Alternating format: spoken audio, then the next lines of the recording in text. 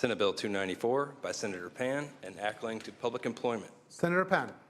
Thank you, Mr. President. Members, I'm pleased to present SB 294, which I'm joint authoring with Senator Nielsen. SB 294 will help ensure that veterans returning from their jobs in California Public Service after leave to perform military service receive the service credits and CalPERS that they are entitled to under existing law.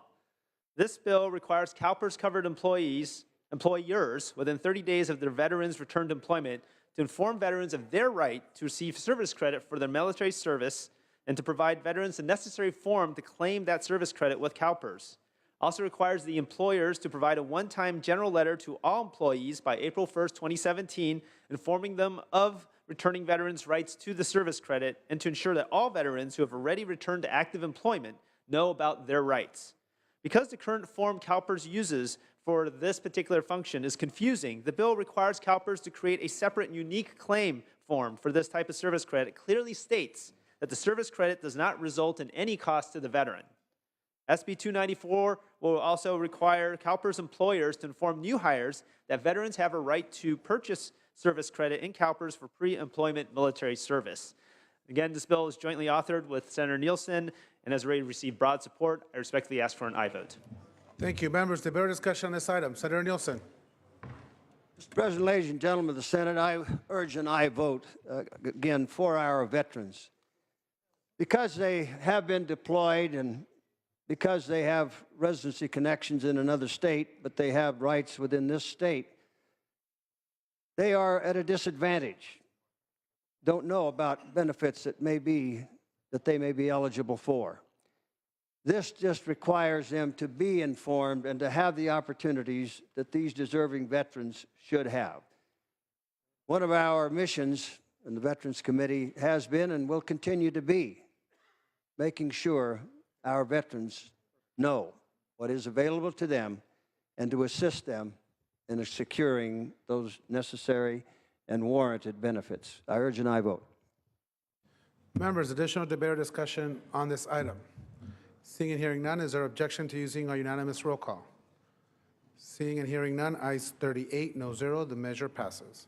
Moving on to file item 61, Senator Block. Secretary, please read.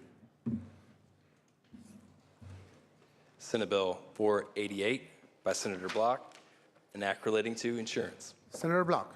Thank you, Mr. President. SB 488 arose from an investigation by the Department of Insurance into complaints made by consumers from areas that suffered disasters, including wildfires, earthquakes, and mudslides. SB 488 establishes and enhances consumer protection by requiring all public adjuster license applicants to complete pre-licensing education, to pass a qualifying examination, and to pass a fingerprint-based background review. It also allows reciprocity with other states by streamlining the process for non-residents to obtain public adjuster licenses. It also aligns California's public adjuster licensing laws with the National Association of Insurance Commissioners Model Act, so California is more uniform with the other states. In addition, it prohibits a public adjuster from contacting or soliciting a customer during a disaster if the emergency or emergency responders are still present and an evacuation order is still in effect, protecting people when they're really most vulnerable. The bill also prohibits a public adjuster from receiving a portion of any claim payments made to the consumer prior to the time the public adjuster enters into a contract with the customer. The bill would also clarify several other provisions in the public adjuster statutes that arose out of cases and complaints worked on by the Department of Insurance investigators. The bill is sponsored by the Department of Insurance and supported by the California Association of Public Insurance Adjusters.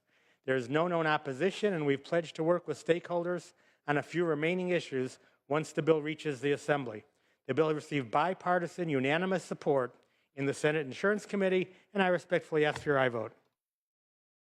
Members, debate or discussion on this item. Senator Gaines. Thank you, Mr. President. I rise to support this piece of legislation. I think it does a lot of cleanup and provides great clarity, which ultimately is beneficial to the consumer in the event that they have an insurance claim that they feel is not being dealt with in a fair manner. There's a real role for a public insurance adjuster to play, and sometimes it's in some of the more complicated cases where it's difficult to determine the degree of loss. And so this is another tool. This piece of legislation just provides some clarity.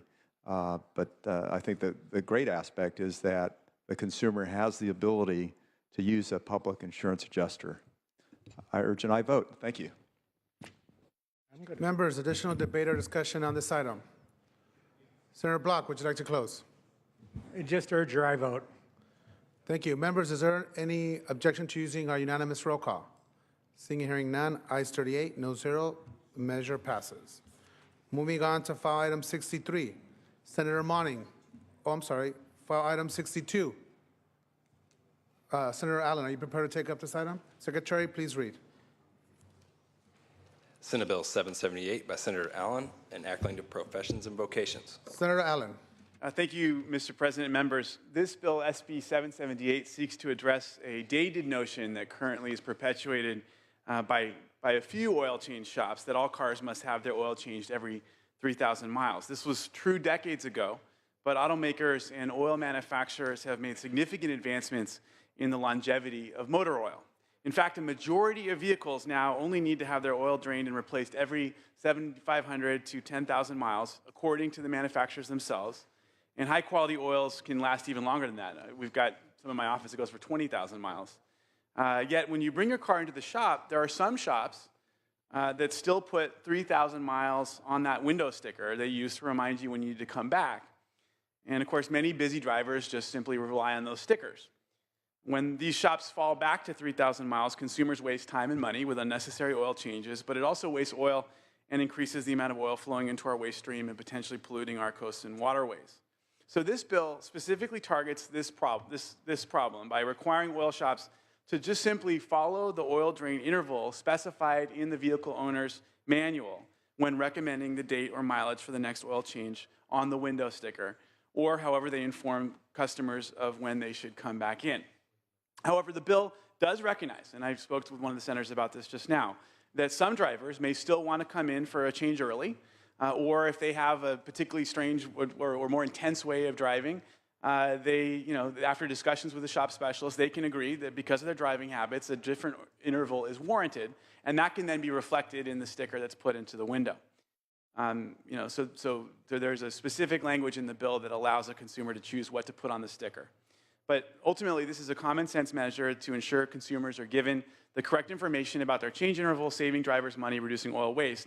Now, I know that the new car dealers have raised the concern that state law allows some auto shops, some oil shops to operate without oversight from the Bureau of Automotive Repair, and they would not be subject to this law. I absolutely understand this concern. I agree with this concern. The reason why that issue is not addressed in the bill is because there's an additional bill that's currently working its way through by Assemblymember Jones. But it is absolutely my very strong intention and my commitment to make sure that this would truly be comprehensive. And we're working with them now to make sure that will be the case. We've asked them for proposed amendments to deal with the language that they suggest is vague. Don't have those amendments yet, but I feel confident we're going to be able to get there. And I don't think that any of the concerns that they raised in committee or in their letter are insurmountable. We had a good discussion in committee about this and think that we are going to be able to make this all work. And I just should mention that the bill is supported by Honda, by consumer and environmental groups, including the Consumer Federation of California, CLCV, NRDC, many others. And I respectfully ask your aye vote. Members, debate or discussion on this item? Senator Nielsen. Mr. President, ladies and gentlemen of the Senate, I would argue that this is another step in over-regulation, excessive regulation. Can't we as consumers be responsible enough personally to read the operations manual ourselves?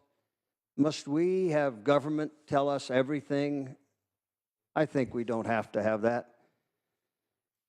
The next step here would be that if we do not heed ourselves, the owners of that car, the parameters of that manual, and we don't take it in till 5,000 miles over, then we are going to be prosecuted. Do not look surprised. I'm sure that's coming down the pike. And maybe first they would go after the auto shops, that if they have not, or if that vehicle comes in over whatever the vehicle is supposed to have, but they don't have any cause or way to know because many people don't take their cars back to the same oil change time after time. Some do, but I would argue probably most don't. We're creating quite a morass here. The oil cleanup is an important thing, and the recycling of oil and the management of that recycled oil is very important. And I am aware that that industry has greatly improved and matured over the years. I think it can continue to get better and better. But here, I think it borders on a little bit too much intrusion, and I would urge a no vote. Thank you. Members, additional debate or discussion on this item?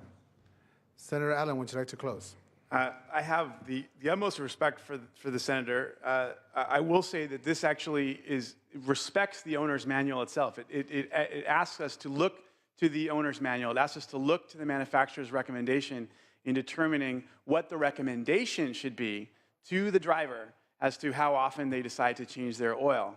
Ultimately, this is the driver's decision. There is absolutely nothing here about drivers being prosecuted. I would never support something like that. This simply impacts the sticker that goes up in the car, which recommends a certain number of intervals, also the light that could turn on in your car. That's all we're talking about here. It is a recommendation. Nobody has to follow the recommendation, but all we're asking for the oil change folks to do is use the manufacturer's recommended oil interchange, the interval, rather than just use the outdated 3,000 miles, which goes back to when we were all driving T-Birds in the 50s and 60s.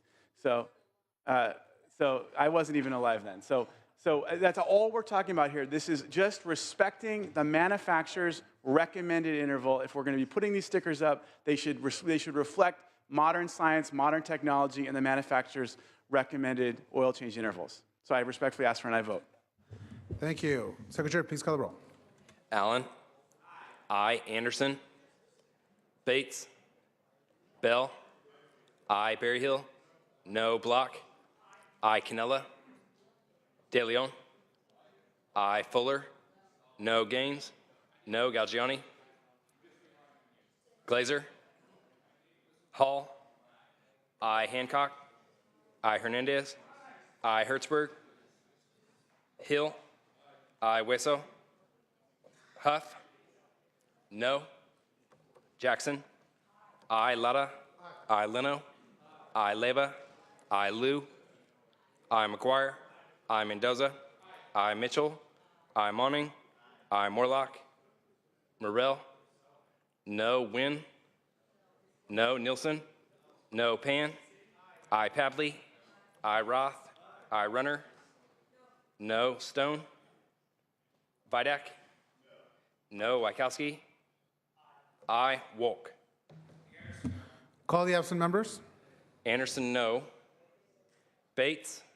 Canella, no. Galgiani. Glazer. Aye.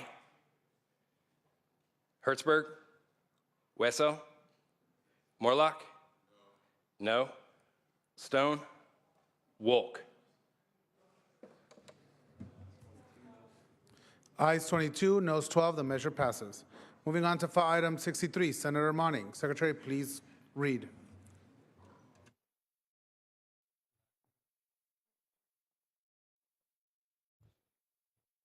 Senate Bill 313 by Senator Monning, and act relating to local government. Senator Monning. Thank you, Mr. President and members. Senate Bill 313 will clarify the existing process that school districts must follow before overriding local zoning ordinances in order to place school sites on agricultural land. Current law allows a school board to negate a local general plan for purposes of classroom placement. This measure simply requires that districts notify local governing boards at least 30 days prior to doing so, and to provide a reason as to why existing zoning ordinances may be inadequate. SB 313 requires greater transparency and communication between school districts and local governing boards, and requires districts to enforce existing public health protections before placing students in agricultural production zones where they may require limitations on agricultural interests in terms of pest management or other normal agricultural procedures. Members, I ask that you join me in protecting our agricultural lands and increasing transparency in regional planning decisions by voting yes on SB 313. Thank you.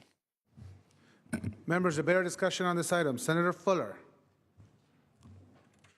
I just rise to say that while I think this bill has some good intentions and could be improved to the point that I would support it, it is a gut and amend, and many people have not been noticed enough to be here to participate. In my area, there's ag land everywhere, so it would be very difficult for schools to locate. I think we need to keep working on this, but it has some good intentions, so when you see me abstain today, you will know that that is my position. Members, additional debate or discussion on this item. Seeing none, Senator Monning, would you like to close? Thank you, Mr. President. I want to thank my colleague. I look forward to ongoing discussion if members help us move this forward for that discussion. I also represent a district with a lot of agricultural interests, the #1 employer in my district, and we just want to make sure there's open and transparent conversation in the siting of future schools. We have school bonds coming on in the November ballot, hopefully more resources to fix existing infrastructure and to develop new schools. Just want our communities to be fully engaged in productive conversation, protecting agricultural interests. This bill is supported by the California Farm Bureau and a number of other interests. Thank you. Thank you. Secretary, please call the roll. Allen. I. Anderson. No. Bates. Bell. I. Berryhill. Block. I. Canella. I. De Leon. I. Fuller. Gaines. Galgioni. I. Glazer. I. Hall. I. Hancock. I. Hernandez. I. Hertzberg. I. Hill. I. Weso. Huff. No. Jackson. I. Lada. I. Leno. I. Leba. I. Liu. I. McGuire. I. Mendoza. I. Mitchell. I. Monning. I. Morlock. Morrell. No. Wynn. No. Nielsen. Pan. I. Pavley. I. Roth. I. Runner. Stone. Vidak. Wykowski. Wolk. Wolk, aye. Call the absent members, please. Bates. Wynn, not aye. Berryhill. Fuller. Gaines. Weso. Morlock. Aye. Nielsen. Runner. Stone. Vidak. Aye. Wykowski. Aye.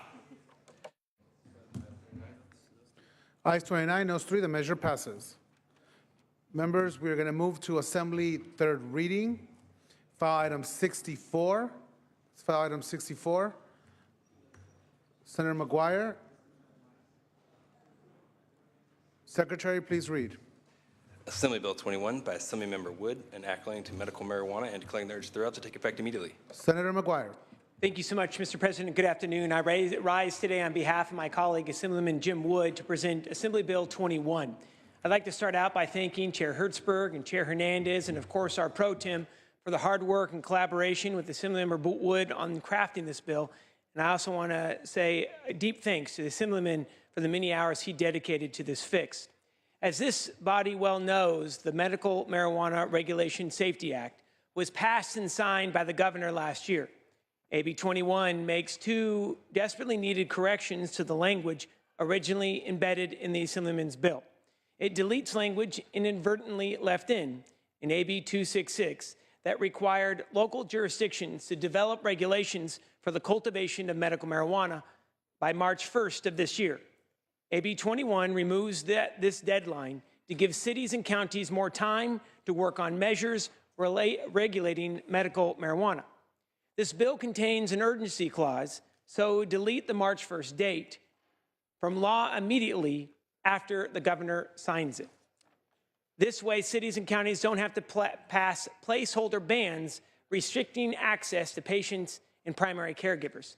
Secondly, Mr. President, this bill also contains important compromise language that protects the rights of patients and primary caregivers, as well as preserves local control. This compromise was crucial to all of us who helped create the original bill, and I want to thank the many individuals and groups that worked tirelessly to ensure this important correction was worked out in a timely and collaborative way, including yourself, Mr. President. AB 21 represents the true intention of the original legislation, and I'm grateful for all the work that went in, and I respectfully ask for an aye vote. Members, debate or discussion on this item? Debate or discussion? Senator Nielsen. Mr. President, ladies and gentlemen of the Senate, I certainly applaud the enormous amount of work that Assemblyman McGuire has put into this bill. And, you know, he brought some folks in last year and met with some of us, and I tried to be as open-minded as I could. In final measure, after deep personal reflection, I could not be a yes vote. And I will admit it concerned me that there were so many changes in the bill late in the process. Now, in the interim, people have had maybe time to study it, but I trust most of you here on the floor have not studied it thoroughly. And I'm sure that there's not been any more committee hearings on it. But to the broader issue, which is what I had to ultimately base my decision on, I just can't accept that this medical marijuana is all good and well unto itself. And that will be the end. So all we need to do is set up a mechanism within our communities to deal with it, to regulate it, if you will, because it will not end there. The failure of 215s, the failures, plural, have been egregious. The promises have been not met. An industry has been created, and abuses have been great. Now, will this solve all of them? I don't know. And as a farmer, it's hard for me to legitimize medical marijuana by making it a bona fide agricultural endeavor. I can't get myself there. Now, that's a personal decision, ladies and gentlemen. As we vote, we have to think about what will be the impact on our children. Will this particular bill be egregiously harmful to them? Maybe not. But what would ensue from this bill? The extensions beyond it, the legislation that will follow this year, and next year, and the year after, and the local ordinances that are going on in every one of our counties. That's what concerns me. So I decided last year I have to draw my line in the sand, and I will draw it now. I urge a no vote. Thank you. Members, additional debate or discussion on this item? Seeing and hearing none. Senator McGuire, would you like to close? Thank you, Mr. President. I'll make this quick. California voters, the voters, passed Proposition 215 20 years ago. And there's been discussion and debate ever since over the last 2 decades about regulating this multi-billion-dollar industry. Thanks to the incredible work of this body as well as the State Assembly and our governor, we passed desperately needed rules and regulations regarding the medical marijuana industry in 2015. Because of this legislation, our communities will be safer and our environment will be protected. And it's important to note there has been 2 committee meetings focused on these fixes since this session was convened back in January. Mr. President, I recommend an aye vote. Thank you. Secretary, please call the roll. Allen. Aye. Anderson. Aye. Bates. Bell. Aye. Berryhill. Aye. Block. Aye. Canella. Aye. De Leon. Aye. Fuller. Aye. Gaines. Galgioni. Aye. Glazer. Aye. Hall. Aye. Hancock. Aye. Hernandez. Aye. Hertzberg. Aye. Hill. Aye. Wesso. Aye. Huff. Aye. Jackson. Lada. Aye. Leno. Aye. Leba. Aye. Liu. Aye. McGuire. Aye. Mendoza. Aye. Mitchell. Aye. Monning. Aye. Morlock. Aye. Morrell. No. Wynn. Nilsson. No. Pan. Aye. Pavley. Aye. Roth. Aye. Runner. I. Stone. Vidak. I. Wachowski. I. Wolk. Wolk, aye. Call the absent members. Bates. Gaines. No. Jackson. I. Wynn. I. Stone. Ayes 35, noes 3 on the urgency. Ayes 35, noes 3 on the measure. The measure passes. Members, we're moving on to the consent calendar. That's file item 65. File item 65. Secretary, please read. Senate Bill 587. Members, is there any objection to applying the unanimous roll call on the consent calendar? Seeing and hearing none, ayes 38, no 0. The consent calendar is adopted. Returning to motions and resolutions. It's a time for adjourned memories, members. Senator Leno.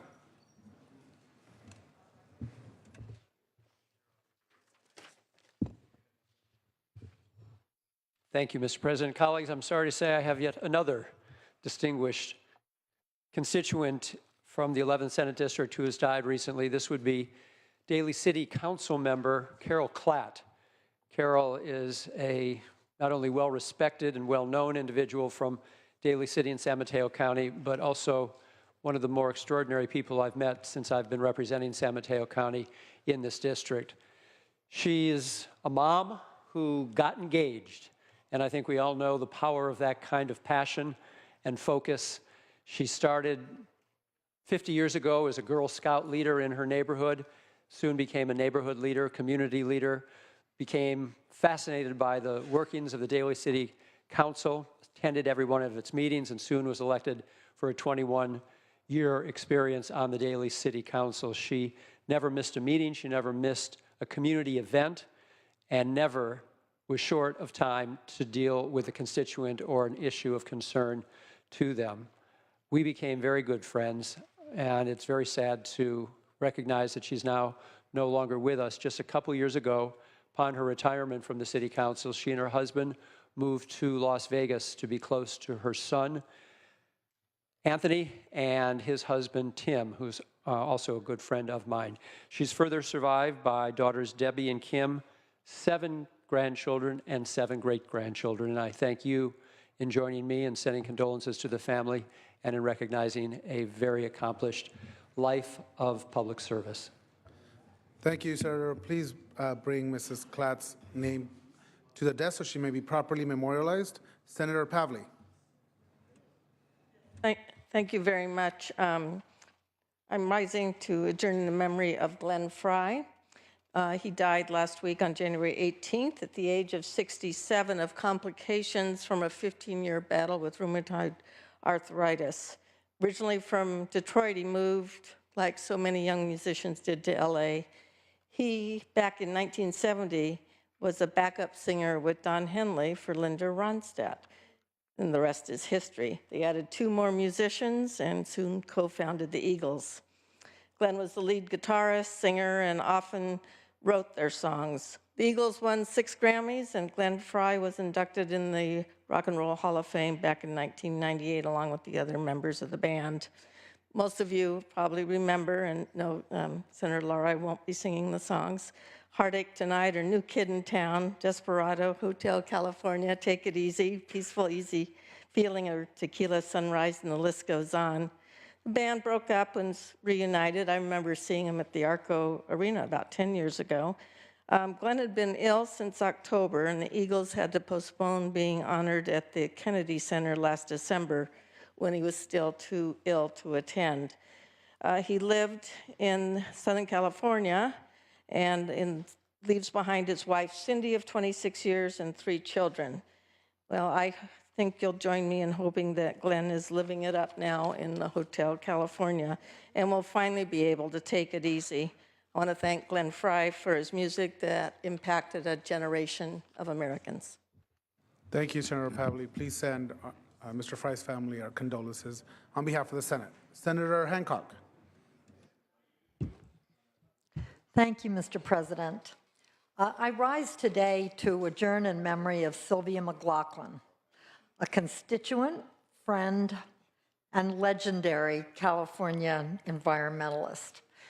it's not an exaggeration to say that there would be no San Francisco Bay today without Sylvia McLaughlin.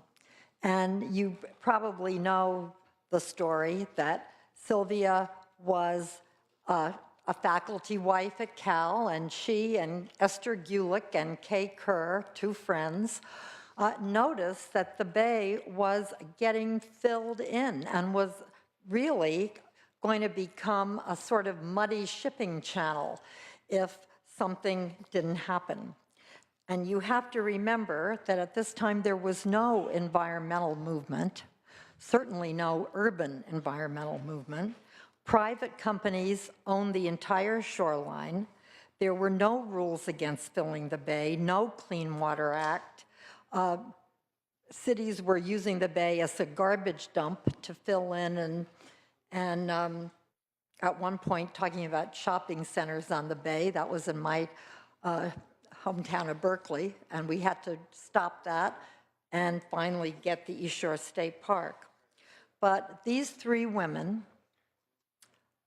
known as housewives in those days, with no particular portfolio or power, through their persistent and effective work, led to the creation of the Bay Conservation and Development Commission, which actually was fought fiercely by local government as a limit to their absolute power to do whatever they wanted to do with their shoreline, but now is totally accepted. The BCDC continues to regulate what goes on the Bay Shore and was a model for the Coastal Commission and other organizations that have really kept our cherished legacy alive in California. After the establishment of BCDC, Sylvia McLaughlin worked for her whole life to do the East Shore State Park, the Bay Trail, the Bay Water Trail, a wonderful organization called Save the Bay that still has dues of $1 a year so that everyone can be part of maintaining this great legacy. So Sylvia McLaughlin, who died at age 99 last week in her home with the view of the bay that started all this work years ago, lived a long and useful life. She certainly changed the world for the better. And we will miss her and continue to be inspired by her, and will remember her best if we keep the beautiful places that make California such a special place to live safe and accessible to everyone in our state. I ask that we adjourn in her memory today. Thank you, Senator Hancock. If you can please bring Ms. McLaughlin's name forward to the desk so that she may be properly memorialized. Members, if there's no other business, Senator De Leon, the desk. Oh, Senator Wesso. An adjournment memory. Thank you, Mr. President. I'd like to ask the Senate to help me in adjourning in the memory of a good friend and a very loved member of the San Diego community, of Margaret Jackson Williams, who was a loving mother and a lifelong educator. She was born in Washington, D.C. to Othello Linwood and Mabel Bridgeforth Jackson of Richmond, Virginia. Margaret graduated cum laude from the historic Dunbar High School, which is known as America's first black public high school.